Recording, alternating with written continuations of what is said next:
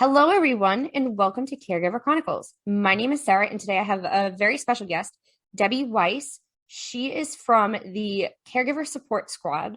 She is a certified caregiving facilitator and a lifelong caregiver. Hi, Debbie. How are you today? Good, Sarah. So happy to be here. Thank you. I'm thrilled to have you. You have just a great story. Would you like to further introduce yourself to my audience? Sure.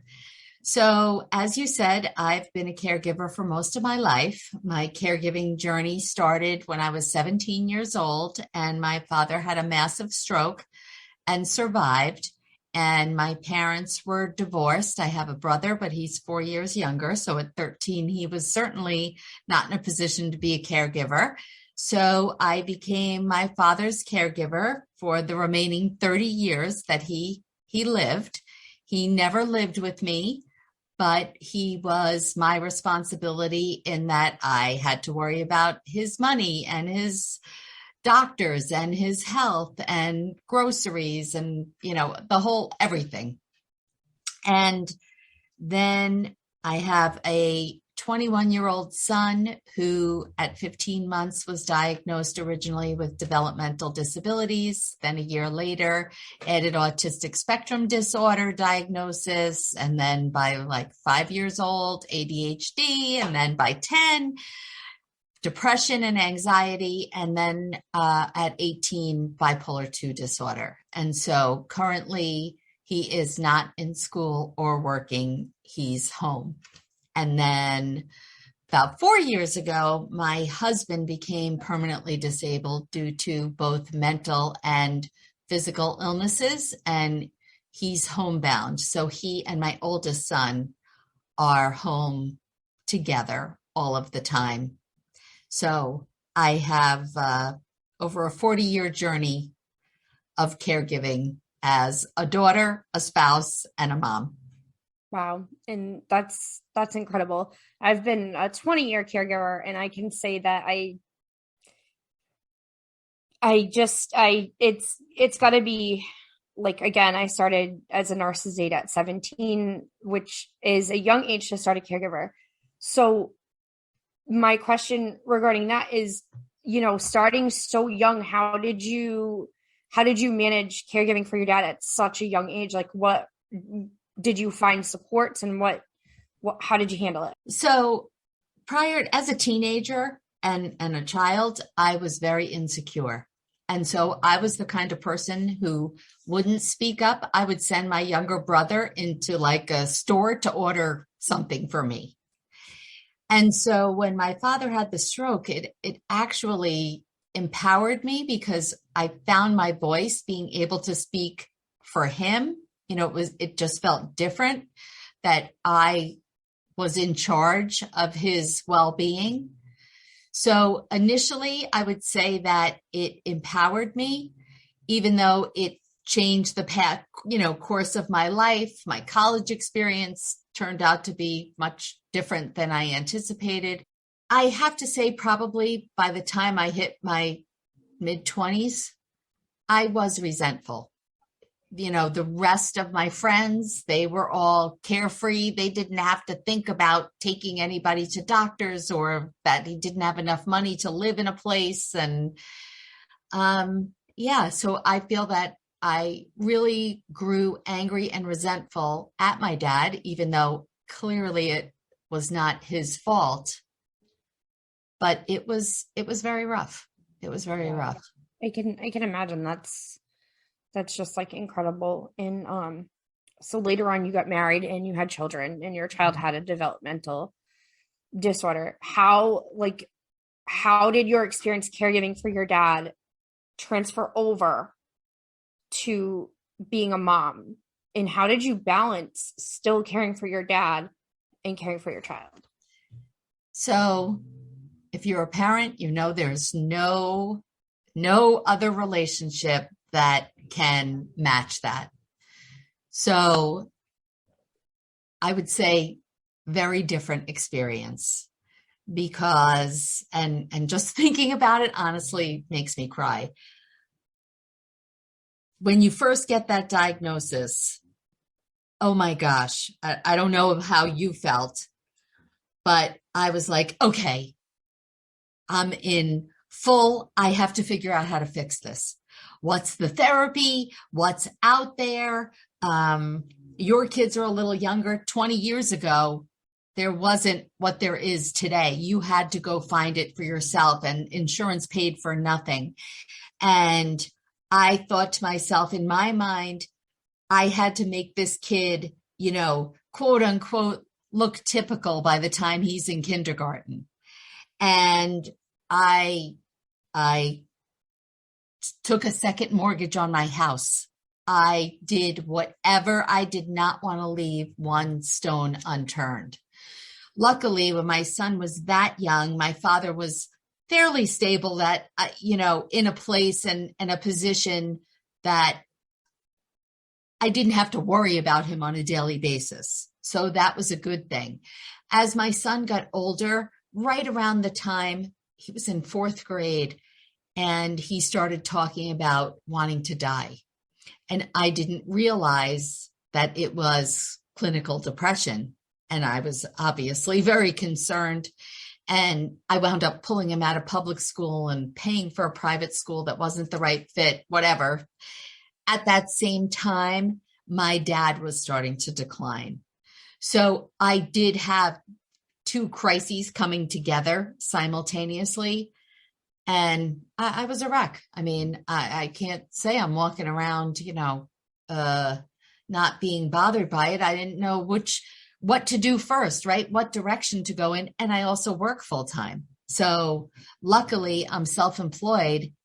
Otherwise, I wouldn't have been able to keep my job, because I was either at the nursing home with my father, or I was at the school or a therapy with my son.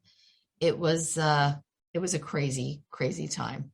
Yes. And employment for caregivers can be, employers need you there. You need to be there to do the work, but at the same time, you need to be with your family. And sometimes there's just not enough give and take in that rope of being a working caregiver. We have had to find creative ways to try to skirt by. And I know a lot of other caregivers who have had to. And so that's great that you had that option. That I'd imagine that would probably be a lifesaver. How about your husband's support through all of this? So my husband was actually, very supportive of my dad, and also actually great with my dad. So that couldn't have been any better. With our son, he was always obviously supportive. I shouldn't say obviously, but he was very supportive, and he actually kind of like, I took the lead. I would say, okay, here's what I'm thinking. Here's what I learned. And even if he disagreed, usually he would just let me do whatever I wanted. When my son was younger, my husband was great. As my son, in the last 4 or 5 years, since my husband's also declined, not so good. They're similar personalities, and they butt heads a lot, and it's difficult, very difficult now. Yeah, I can imagine, and I've lived through moments.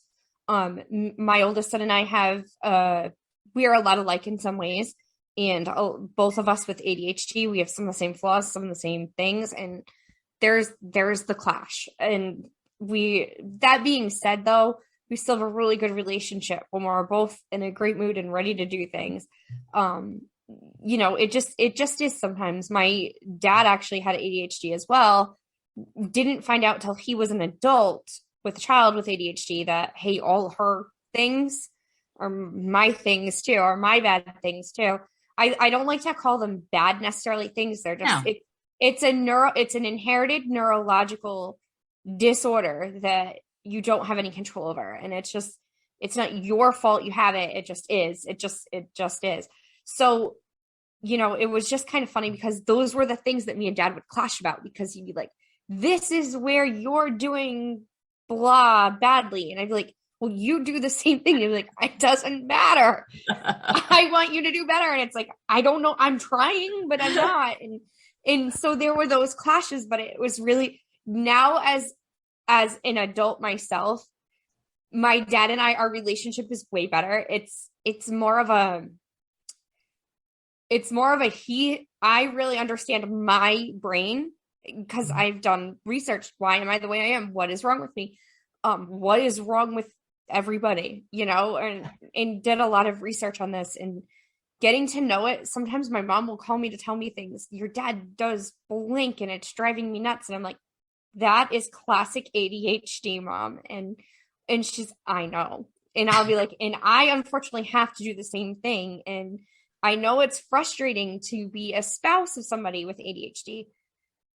I mean, I can imagine it is. I don't know. My husband doesn't. He has to put up with me. But it's that whole being there and supporting your spouse and clashing with your kids, and how do you balance it all? That's the hardest part of being a parental caregiver. I couldn't imagine having to care for my parents right now with the needs my children have. I'm so fortunate that my role was to only be the backup caregiver for my grandmother. I've had brief times where I've had to take care of my husband, but not all the time. He's my backup. How did you manage when your husband got sick and you had to take care of him? Well, I'll answer that in a minute. So the funny thing is that my husband, I'm sure that my husband had ODD as a child, just based on the description that, he told me about all of his issues and troubles and getting kicked out of a lot of places when he was in elementary school. But my husband was also, same as your dad, diagnosed with ADHD when my oldest son is, and my youngest son also has ADHD. So it's the three of them and me. Yeah. Yeah. I'm sorry. But that's okay. No, it's okay, because you know what? I am an expert, and it's very funny because I notice through other relationships that I have a lot of relationships with people with ADHD. It must be something in my personality that I'm drawn to people that have, some of those wonderful ADHD characteristics. So anyhow, your question was, what about lately with my son and my husband? Very difficult because and this is a quality, it's nobody ever takes responsibility for their actions. It's always dad said, well, Sam said, and they're always finger pointing at each other. And with my son's bipolar 2 disorder, there's been times where, well, there was a lot of time. There was about a year and a half where he was destroying property, punching holes in walls, very violent, had to call the police, that kind of thing. He was then involuntarily committed into a mental hospital for about 3 weeks, and that was in June of 2020. And so since then, since he's been home from there, there's been no more violence, but it's always in the back of your mind, like, is this going to escalate into something? So I've gotten calls where, because we'll get into later, but I do try to do things for me. And so last summer, I can think of 2 times. Once I was down at the shore about a little over an hour 15 from my house. And the other time I was about 2.5 hours away, and I got the call with the screaming. They're each calling me separately. And what do? I get in the car. I'm driving home. I'm trying to talk them each off a ledge. I'm concerned that my son is going to punch a hole in the wall, or he's never hurt anybody and done anything physical to a person, but you just don't know. But I have to tell you, every time that this happens and I get home, they're fine by the time I get home. Everything is de-escalated, and it's calm. It's calm. But my reaction is, I got to fix it. I've got to be there to almost like separate them and put them each in their own corner. Yes. I can imagine that. That's going to feel impossible. And I've been there more so with the school than home, but more so with I don't think I've had I don't think I've had a week where I haven't had a call from the school. Yeah. So I can, I can kind of relate to that in that aspect, not to the severity though. So my next question, I want to talk a little bit more about your role as a caregiving facilitator. What exactly is that? I'm going to backtrack just a little bit, if that's Yes. okay with you, to just kind of fill in how I did get to this whole caregiving facilitator and all of that. When about 8 years ago, and this will tell you how old I am, when I turned 50, my friends and my dad had already passed away about a year before. And my friends convinced me, you got to give yourself a break. Let's go away for your birthday. And I did.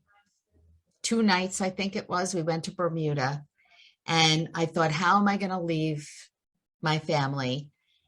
And I have to tell you that it was the best experience of my life, because in my whole adult life, I was never in a situation where it was only what I wanted. What did I want to do? Where did I want to go eat? And I realized I had literally forgotten who I was as a person and the kinds of things that I enjoy, and parts of my personality that I guess had just been kind of shoved down because I've been so hyper focused on everybody else and their needs. And I've never laughed so much, and just, it was freeing. And when I came back from there, I subconsciously, I think, realized, for my self-preservation and really to just become a better caregiver, I need to prioritize my own self-care and what I need in my life. And I think it probably also, you're younger, but when I turned 50, it was like, oh my God, if this is my life too, if I don't do something now, when? And so over the last 8 years, I've very slowly started to incorporate all different types of self-care into my life. And some things have come and gone and work and don't work. And, it's all trial and error and whatever. But that has really helped me to not walk around being angry, resentful, just like basically this total veil of sadness and, overwhelm, right? Yep. It's not perfect. I still feel that way, all of those feelings, but I don't feel that every day. And so to answer your question, where the caregiver facilitator came in, is that I realized that maybe if somebody had come to me years before and really relayed how important this self-care piece is,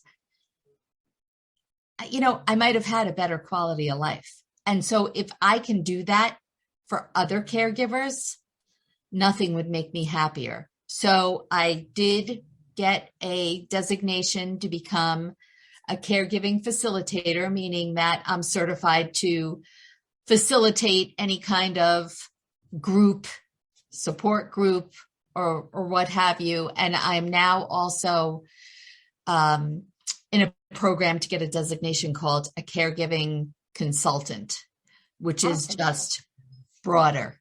But the idea is to do whatever I can to help other caregivers, because nobody other than another caregiver can understand those feelings and emotions. Exactly. If you've never been down the road of a caregiver, and even all of our caregiving journeys are slightly different. There's differences, and it might be hard for a parent caregiver to relate to somebody caring for their parent. You know what I mean? Or a caregiver of a spouse to relate to somebody who has to care for a sibling. There might be difficulties in relationships, but there's a lot of ways that they tie together. I think that that's great. And do you have any ways in which you've tied your layers of caregiving together, or any like specific tips on that? I think like you said, there's differences, but there's crossover in the caregiving, and the crossover, I think, are the emotions. Showed up so, I mean, I would yell at I hate to say it, but it's true. I was resentful. I would yell at my father. When I look back now, and that's kind of I was resentful because I didn't have a life. Yeah. And now, even though people think that I don't have time, I have all these other responsibilities to other people, I'm guilty. I feel guilty. Any extra time that I do have, I should devote to them. In the end, I realized, you know what, dude, is that the way I want to show up for my loved ones, screaming at them all the time? No. And taking care of yourself, no matter who else you're taking care of, makes you better for them too. So, Yes. I mean, my tip, I think, would be honest with yourself, because it's very easy to say, I have no time. And none of us have any time. But if we really look, I actually wrote some free guide of like places that time might be hiding that we can all find. And I think when we think about taking care of ourselves, we think about, we need an hour to do that, or we need this, one block of time that maybe you don't have. And I think too, in different stages of your caregiving journey, that also could depend on the timing, right? When you're in crisis mode, let's face it. Yeah. I mean, you're not your top priority, but even when you're in crisis mode, if you could think to yourself, let me just step outside for 2 minutes, get some fresh air and take a breath, that's self-care. Yes. Yep. Washing your hands is another really good one when you're in crisis mode. That can sometimes you just clean yourself off of the situation. Also, I just want to share this for my audience. If you're in a crisis where you feel unsafe, 211 crisis counselors, please reach out. It's an invaluable resource. Before you get the police there, try to get a crisis counselor there to help de-escalate. That is something I've been through a handful of times with my son, that we've had to get a crisis counselor in, and it was hard, but it just was. And even if there's a mess on the floor and a mess in your house, sometimes they just understand that, hey, mom needs help. Sometimes they can help connect you with other services as well. So just to my audience, don't ever be afraid to reach out when you're in crisis mode. Don't feel like you're trapped or you're stuck. There is a lot of help.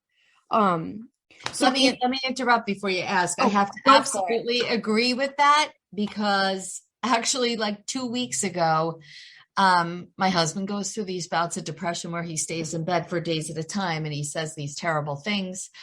And I realized, you know what? I had called what we call mobile response several times for my son. Why didn't I ever think that I could do that for my husband? And it's so funny because I have all this experience, and for some reason it never dawned on me. And I did call, and somebody came out, and my husband didn't want to speak to them. But in the end, it did kind of move the ball forward. And it was very, very helpful. And just like you said, they connected me with somebody else, a woman who called me yesterday, who's going to get some services into my house. That never would have happened. So awesome. And even just having the opportunity for them, even if, your person that you care for doesn't want to speak to them, even for you to take that moment in that emergency counseling session. I actually also am a huge advocate for counseling. I think every single caregiver, I think most people should be in counseling. I know there's not enough counselors in the world, but I really think that like most people should be in some type of counseling, just to vent about what's going on, but especially caregivers, not just the person they're caring for, but the caregiver needs that time. To me, that's one of the most basic self-care things you can do, like showering, talking to somebody. I feel so validated talking to you with the things that I've been through. It just makes me feel less, it just makes me feel better. And I just want to say that, like, I really do admire what you're doing. I know I said it at, before we started recording, that I just really admire what you're doing for caregivers and how you're taking your experiences and you're using them to help. That's my goal with Caregiver Chronicles, with my life, and I just thank you for doing this and helping pave the way for me, for younger generations.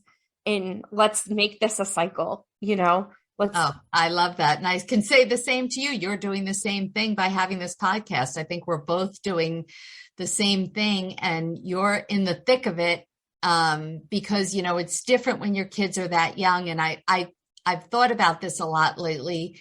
Well, I've been going out to special ed parent advisory groups in schools and speaking to them. And, I forgot what the physical demand is like, right? My kids are 21 and 19, and luckily they don't need me for anything, for their daily living needs. And I forgot how difficult that is. Yeah. So it's just another layer of caregiving. yes. And even being a parent of neurotypical kids can be hard. Absolutely. There's never a time parenting isn't hard. It's exhausting for everybody. But add other layers to it, and yeah, it can be overwhelming, and self-care is so important. So I would like you to tell us more about your caregiving support squad. So I have a website. It's called the caregiversupportsquad.com. And I'm excited because I'm going to be launching next month, actually, a couple of new exciting programs, where one of them is going to just be a text membership, where I'll be texting out self-care messages every day, because even if we have the best of intentions, we all know what happens when our crazy lives take over in the day. And so I'm hoping that to get that text, and in my mind, I think I'm going to rotate the time of day, because you just never know when you need it, right? And to have that pop into your inbox and motivate you to say, oh yeah, maybe I can do X. So there's that. And then I have a lot of demand. I have a private Facebook group, free private Facebook group. That's a mouthful, for caregivers, where we share self-care tips and tricks and encouragement, that type of thing. I've had a couple of guests in there to talk about. I had somebody come in and talk about mindfulness. Last week, I had someone talk about essential oils. I think I'm going to have somebody else come in and talk about mindset. And, so I'm just kind of keeping that going, and that's free. And then next month, we'll also be launching group and individual coaching, because I know for myself, this is me personally. Everybody is different. My friends call me a groupaholic, but I gain strength from other people. And anytime that I've personally tried to make a change in my life, the only way that it worked was for me to be accountable to somebody other than myself. So to either say it out loud to somebody else that I'm, doing whatever it was. When I was in my 20s, I smoked. So I'm going to quit smoking. Until I said that out loud, it wasn't going to happen. Until somebody was checking in on me. Well, I thought, what happened? What happened with your plan? So if somebody really is serious, then I hope that, I can help. Yeah. Accountability partners. That's a common thing for diets, exercise, everything. Even, AA meetings have accountability partners and things like that, and people who check in on you and you check in on them. So there's some great stuff with that. And I just really love it. How much does it cost to join Caregiver Support Squad? So the Facebook group is completely free. And all those things that I said with the couple of guests that I had and all of that is for everyone. Then, like I said, when I launch next month, if you go on my website, you can download the free guide that I have. There is also a link to join the free Facebook group. So all of those cost nothing. And then you can click on another link and get on the wait list. So you'll be the first to get, I'm going to have some founding member, very discounted prices for the coaching and the text stuff. And the text stuff is going to be, $10 or under a month. We're not talking anything excessive. Yeah. Yeah. No, that's great. And a lot of caregivers have their resources are limited. They sometimes cannot work a traditional job, or sometimes if they do, they have to work only part-time to be successful in their career. Sometimes they can't work at all to be with their person. Resources for caregivers, specifically financial ones, can be incredibly limited. And I do recognize that as somebody who used to do home care. I used to see people in a lot of need, and it's unfortunate, but it is a reality. So thank you for making those resources affordable, attainable, and, even the Facebook group, just having resources on there for free. That's wonderful. I really, I've seen the need for it in all aspects of caregiving. So that's great. And with the money, let me just say, I mean, in my case, like we said earlier, I was very lucky that I was self-employed and able to come and go basically as I please. But the amount of debt that I have racked up is still, 20 years later, I am still paying the price for it, so to speak. So I can certainly relate to the financial burden that really isn't talked about, right? Yeah. My next question is, what is your favorite self-care activity? Mm-hmm. Oh my goodness, that is a really good question. You can even give a top 3. All right. So something that I did discover or rediscover when I was on my trip was that I love to dance. And so for me, my favorite self-care activity, I actually do jazzercise and Zumba. And even though it's not real dancing, it feels like dancing, kind of dancing with upbeat music. And it honestly, I have people who are like, oh my goodness, you're all you're ever doing is exercising. But you know what?